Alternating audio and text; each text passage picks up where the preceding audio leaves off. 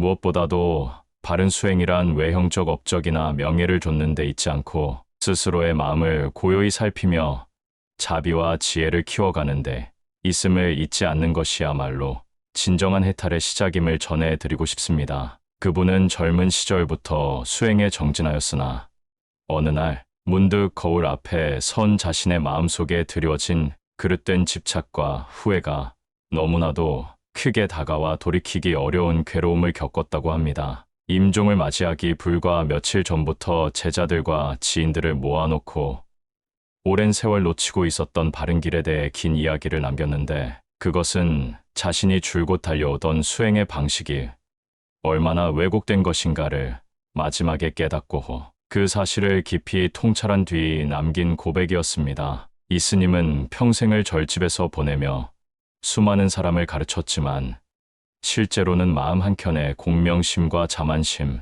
그리고 세상적 이익을 위한 욕망이 계속 자리 잡고 있었음을 숨길 수 없었다고 털어놓았습니다. 부처님의 가르침을 따르고자 출가까지 결심했으나 자신의 내면을 깊이 성찰하기보다는 남들에게 인정받고 싶어하는 마음이 우선이었고 그것이 습관이 되다 보니 자신조차도 알아차리지 못하는 상태까지 이르렀다고 합니다. 제자들 앞에서 그는 깊은 한숨과 함께 다음과 같은 말을 남겼다고 전해집니다. 진정한 수행이란 거창한 지식이나 외형적 계율에만 집착하는 것이 아니며 말로만 좋은 가르침을 전하는 것이 아니라 내면의 탐욕과 잘못된 자만심을 내려놓는 과정에서 피어나는 것이라는 점을 진정 깨달았을 때에는 이미 자신의 생명이 얼마 남지 않았음을 직감하게 되었다고 합니다. 그가 가장 후회스러워했던 것은 사람들이 자신을 존경하고 추앙해 줄 때 내심 기뻐했던 마음, 더 나아가 그 기쁨에서 비롯된 우월감에 취해 다른 이들의 고통에는 무감각하게 굴었다는 사실이었습니다. 그리고 그 마음이 쌓이고 쌓여 결국 진정한 자비를 배제한 채 살아온 지난 시절을 되돌아보니 허망하기 이를 데 없었다고 고백하였습니다. 이제 숨을 거두기 직전에서야 비로소 부처님께서 설하신 바른 지혜와 자비의 길이 무엇이었는지 조금은 알 것 같지만 그 참된 이해를 실천할 수 있는 시간이 너무 짧아 안타깝다는 말을 남겼습니다. 이러한 임종을 앞둔 스님의 유언은 오늘날 바쁘게 살아가는 우리 모두에게도 큰 경종을 울립니다. 수행이라는 것이 굳이 출가를 해야만 가능한 일이 아니라 일상의 삶 속에서 마음을 어떻게 돌이켜보고 어떻게 다스리며 바르게 관계를 맺는가에 달려 있다는 뜻을 깊이 되새겨 보라는 가르침이기도 합니다. 부처님과 그 제자들의 이야기를 잠시 떠올려 봅시다. 전해지기로 석가모니 부처님께서는 깨달음을 얻으신 후 여러 제자들에게 내가 말한 가르침이라 할지라도 그대들의 지혜로 살피고 검증하여 옳은 것만 취하라라고 강조하셨다고 합니다. 이는 진정한 이해와 실천 없이 단순히 지식을 쌓거나 믿음만을 과도하게 의지하는 태도는 올바른 수행이 될 수 없음을 분명히 밝힌 말씀이었습니다. 마찬가지로 초기에 부처님의 가르침을 따르다가 여러 갈림길에서 헤매던 제자들은 깨달음에 이르는 길이 결코 남들을 가르치고 설법하는 것으로 완성되는 것이 아니라 자신의 마음에 도살인 아만과 무지를 걷어내는 것에서 비롯된다는 점을 배워야만 했습니다. 임종을 앞둔 스님이 남긴 유언이 오늘날 우리에게 전달되고 있는 맥락도 그러합니다. 자칫 스스로 수행을 하고 있다고 착각하며 세속적 이득이나 명예만을 좇는다면 그것은 참으로 헛된 길에 들어선 것이며 막상 죽음을 목전에 두었을 때 후회만 남게 되리라는 깨달음입니다. 그분께서는 마지막 순간까지 부처님 말씀이 진정 어디에서 비롯되는 것인지 알고자 갈망했으며 생전에 누렸던 높은 지위나 명예가 아무 소용이 없다는 점을 절감했다 합니다. 이 이야기는 짧은 서사이지만 그 안에 큰 울림이 담겨 있어 우리 스스로를 돌아보고 삶의 방향을 점검하게 만듭니다. 바쁘게 돌아가는 현대 사회에서 많은 사람이 성공이나 성취에 매달리고 그 과정에서 인정을 받고 싶은 마음을 떨치지 못합니다. 사실 인정받고자 하는 마음, 자신을 과시하고자 하는 욕망은 어느 누구에게나 있을 수 있습니다. 하지만 부처님께서는 그런 마음을 다스리고 내려놓되 무조건 억누르는 것이 아니라 지혜롭게 관찰함으로써 이것이 고통을 야기하는 근본 원인이구나 하고 스스로에게 가르침을 주어야 한다고 강조하셨습니다. 법구경의 말씀에도 나를 이롭게 하기 위해 지은 공덕은 결국 허망해지고 남을 이롭게 하기 위해 지은 공덕은 길이 빛난다라는 취지의 가르침이 있습니다. 내 마음의 평화와 남을 배려하고 이롭게 하는 자비심을 함께 키워가는 것이 진정한 수행의 길임을 다시금 깨닫게 하는 문구라 할 수 있습니다. 첫 번째로 그는 오랜 세월 수행을 하면서도 진정한 마음 공부와 바른 이치를 실천하지 못한 상태에서 사람들이 자신을 떠받드는 모습을 은근히 즐겼다고 합니다. 외형적으로는 계율을 잘 지키고 많은 사람 앞에서 설법을 했지만 그 속에서 일어나는 교만심과 비교심을 스스로 놓치고 있었던 것입니다. 결국 그 교만심이 쌓여 수행자로서의 본분보다는 제도자로서의 권위를 찾으려는 태도가 강해졌고 점차 진정한 자비심과 이타심은 퇴색해버렸습니다. 이는 마치 과일 껍질은 멀쩡해 보여도 속은 이미 썩어 들어간 것과 같다고 할 수 있습니다. 특히 그는 말년에 들어서 제가자들이 자신을 대하는 태도를 보고 얘가 참으로 부처님 말씀에 따라 살고 있는가? 아니면 그저 추앙을 받기 위해 수행자라는 옷을 입고 있는가? 라는 물음을 던지게 되었다고 합니다. 그러나 이미 크게 굳어버린 습관과 외형적 틀 속에 갇혀버린 마음은 자기합리화를 일삼았고 나는 많은 이들을 이끌고 있으니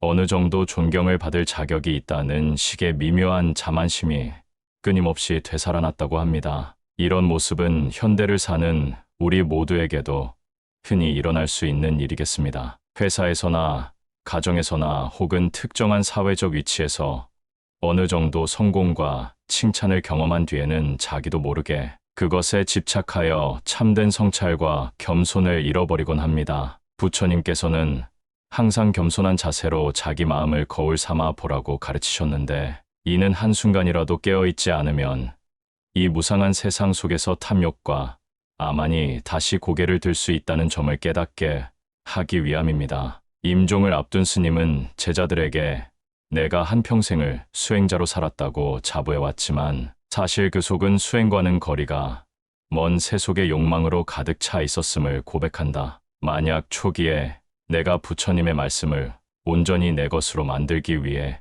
마음을 살피는데 좀 더 집중했다면 그리고 남들의 칭송에 취해 자신을 특별한 존재로 여기지 않았다면 적어도 지금처럼 이런 깊은 후회는 없었을 것이다라고 말했습니다. 이 대목은 그가 남긴 유언 중에서도 가장 통렬하게 마음을 울리는 부분이라고 전해집니다. 두 번째로 우리가 이 스님의 이야기를 통해 무엇을 배워야 하는지를 생각해 봅시다. 그릇된 수행은 단지 출가자나 스님들만의 문제가 아니라 세속에서 살아가는 제가 불자나 일반인 모두가 겪을 수 있는 함정입니다. 수행이라 함은 불교에서 말하는 바른 견해를 토대로 자신의 행동과 말, 그리고 마음을 다스리는 전반적인 과정을 말합니다. 그런데 이 모든 과정이 남들에게 보여지는 좋은 모습 혹은 공로를 내세워 칭찬을 받는데 집중되어 있다면 그것은 애초의 방향이 어긋난 것이며 결실 또한 온전치 못하게 됩니다. 현대 사회에서는 명상이나 심리치유 혹은 영성 분야가 점점 주목을 받고 있고 많은 이들이 내가 명상을 할 줄 안다.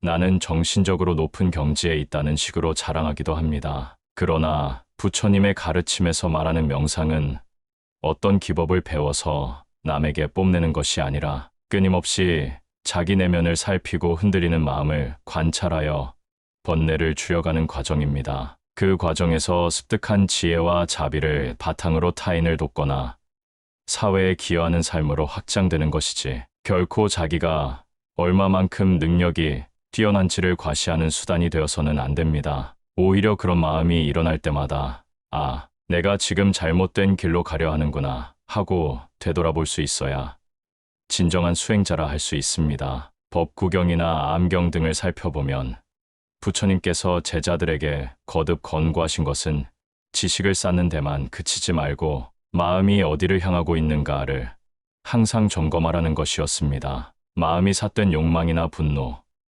그리고 허영심으로 가득 차 있다면 밖으로 드러나는 행위가 아무리 그럴싸해 보여도 결코 바른 길로 나아갈 수 없음을 강조하셨습니다. 임종을 앞둔 스님이 남긴 가르침 역시 외형적으로는 성공한 수행자일지라도 내면이 바로 서지 않으면 결국 마지막 순간에 이처럼 깊은 회한에 빠질 수밖에 없다는 것을 생생히 보여주고 있습니다. 세 번째로, 현대 사회에서 우리가 겪는 여러 문제를 부처님의 가르침과 연결지어 생각해 봅시다. 갈수록 경쟁이 치열해지면서 사람들은 인정 욕구나 성취, 욕망에 사로잡혀 자신이 진정으로 추구해야 할 가치를 놓치곤 합니다. 더 많이 벌어야 하고, 더 많이 가져야 하며, 더 높이 올라서야 한다는 생각이 일종의 강박이 되어 다른 사람과의 비교 속에서 우월감을 느끼지 않으면 불안해하고 초조해합니다. 그 결과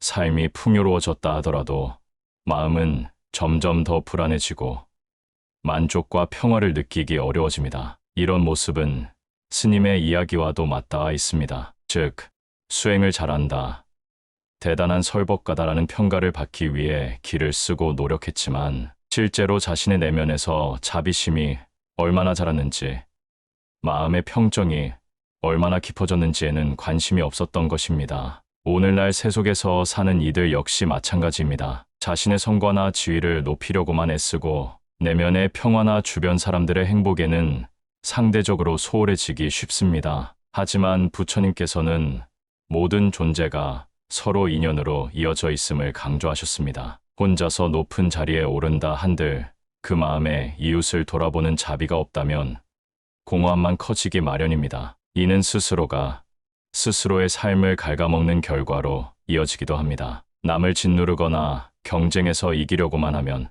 할수록 마음속에서는 더 큰 불안과 공포가 싹트기 때문입니다. 결국 진정한 행복과 평화를 위해서는 나와 남을 구별하지 않고 함께 이로운 길을 찾는 자비심, 그리고 사물을 있는 그대로 바라보며 불필요한 욕망을 내려놓는 지혜가 필수적이라고 할 수 있습니다. 석가모니 부처님께서는 깨달음을 얻으신 뒤로도 끝없이 사람들을 만나고 대화하시면서 그들의 고민을 들으며 한결같이 자비를 베푸셨습니다. 만약 부처님께서 단지 나는 위대한 깨달음을 얻었으니 사람들에게 우러름을 받아야 한다라는 마음을 품으셨다면 결코 그처럼 오랜 시간 동안 당신의 가르침을 설하고 모든 존재의 고통을 함께 나누고자 애쓰지 않으셨을 것입니다. 즉, 진정한 깨달음이란 자비와 분리될 수 없고 진정한 자비 또한 자신을 높이려는 마음과 공존할 수 없다는 점입니다.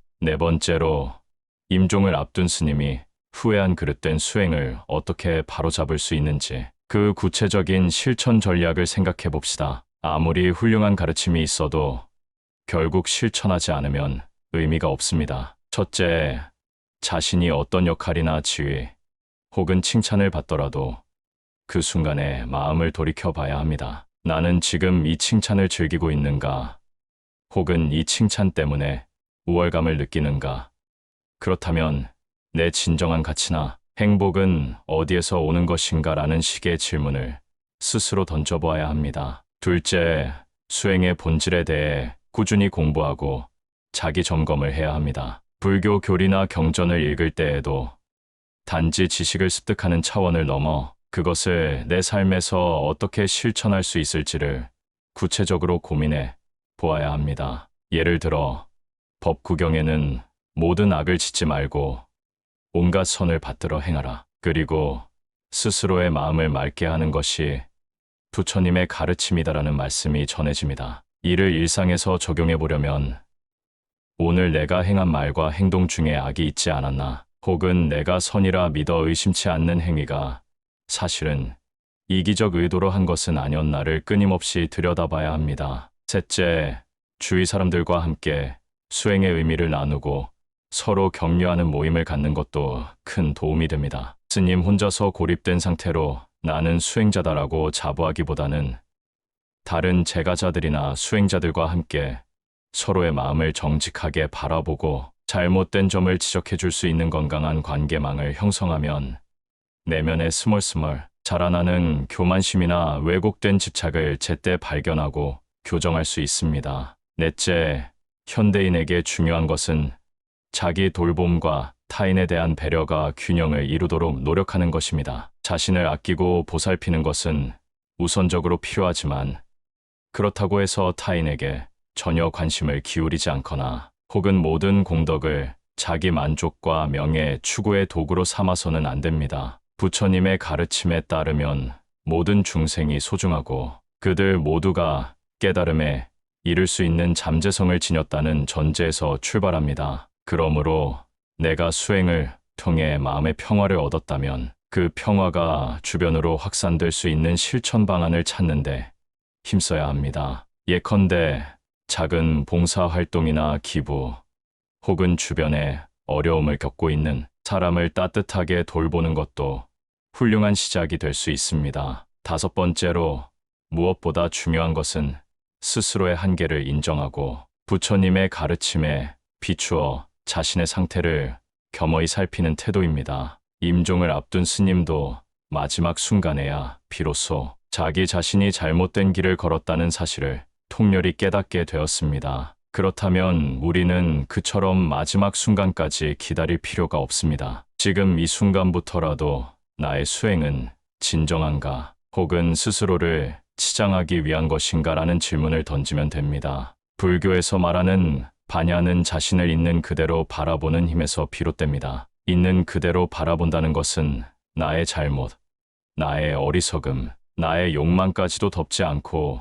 솔직하게 인식한다는 뜻입니다. 그 인식이 불편하더라도 피하지 않고 들여다볼 때 비로소 내려놓음과 변화가 가능해집니다. 석가모니 부처님께서는 제자들에게 마음은 모든 것의 근본이니 무엇보다도 그 마음을 다스리는 법을 먼저 익혀야 한다라고 설하셨습니다. 또한 금강경에도 응당 머무는 바 없이 그 마음을 낼지니라라는 구절이 있습니다. 이는 집착하는 바 없이 자유롭게 마음을 써야 한다는 뜻인데 결국 우리가 5가지 실천 전략을 세우고 노력하더라도 그 결과에 집착하지 말고 매 순간순간을 깨어서 바라보아야 한다는 가르침과 통합니다. 이렇게 5가지 항목을 통해 임종을 앞둔 스님의 그릇된 수행 이야기를 되짚어 보았습니다. 그러면 이제 실제로 우리의 일상 속에서 어떤 명상이나 실천 방법을 시도해 볼 수 있는지